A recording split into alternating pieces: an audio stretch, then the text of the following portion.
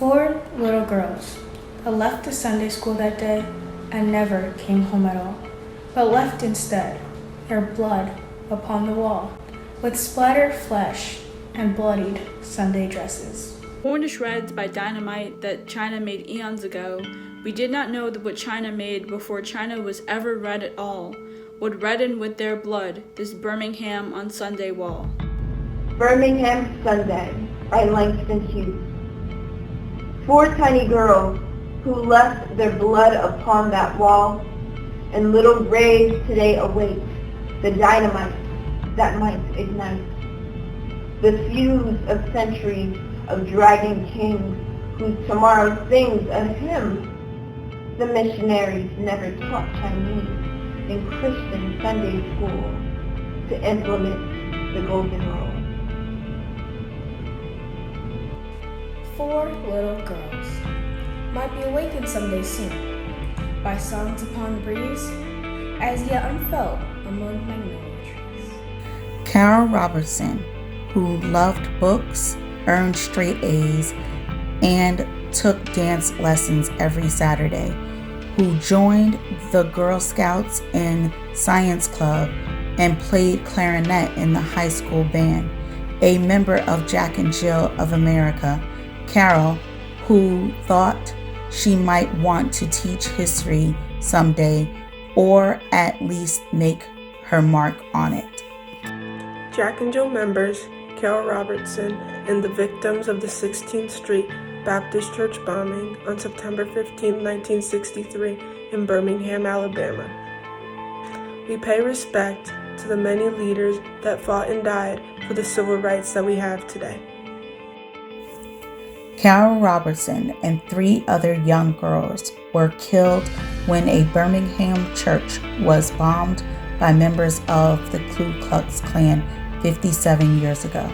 The Klan targeted the church because it was a leading African American institution and served as a staging area for marches that called for change.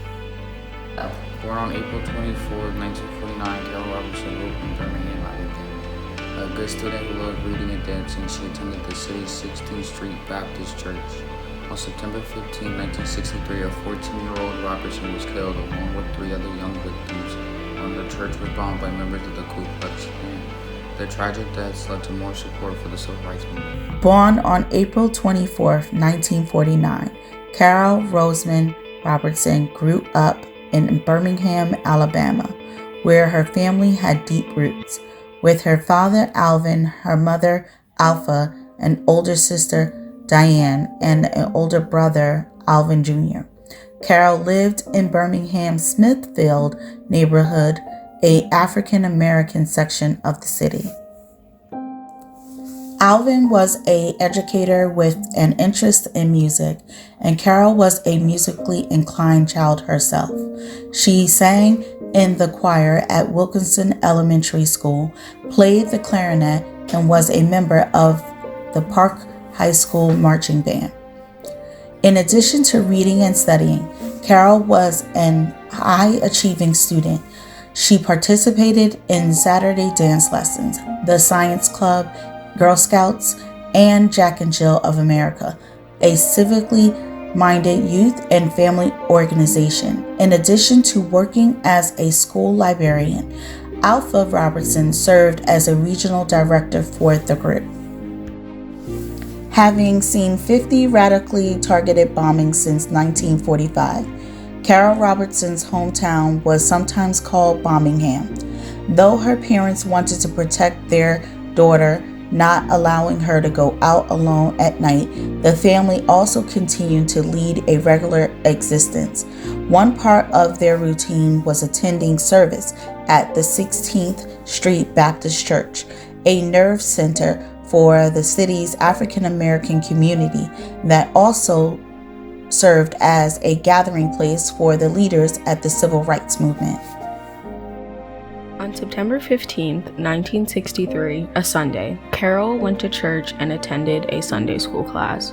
While she was preparing for a Youth Day service, a bomb went off at 10:22 a.m., killing the 14-year-old and three other young girls. 14-year-olds Addie Mae Collins and Cynthia Wesley, and 11-year-old Denise McNair. And more than 20 other people were injured. Horrified by the attack, protests followed in Birmingham, during which 2 African-American boys were killed, one by a police officer. After identifying his daughter's body, Alvin Robertson came home and broke a porch door in his grief. Though the 3 other victims had a funeral service together, Carole's family chose to hold a private service on the Tuesday after her attack. As her sister Diane later explained, the world was upset and hurt, but it was our family's grief. The bombing had shocked the entire country, and its aftermath support grew for the Civil Rights Act, which became a law in 1964.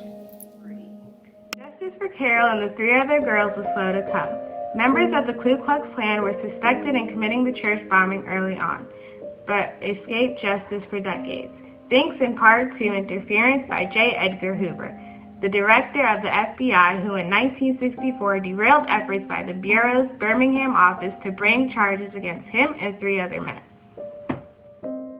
Ku Klux Klan member Robert Dynamite Chambliss was arrested after the bombing, but was only found guilty of possessing dynamite. Years later, Alabama Attorney General Bill Bakesley had Chambliss charged with murder. Chambliss was convicted in 1977 and died in jail in 1985. It would take over 30 years for the FBI to arrest 2 other Klan members for the bombing and bring them to justice. In 2000, Tom Blayton Jr. was convicted. A year later, Bobby Frank Cherry was found guilty. Both received life sentences. Cherry died in prison in 2004. Herman Frank Cash, a 4th suspect, died in 1994 before he could face charges. Carole Robertson passed away in 2002 after testifying in both Blayton and Cherry's trial. Though the verdict did not bring closure to the Robertsons, it was a relief for Alpha that even after all that long time, they were brought to justice. Members of Jack and Jill, the NAACP, and others kept watchful eye to ensure that the last surviving Klansmen responsible for the killing of these 4 innocent little girls.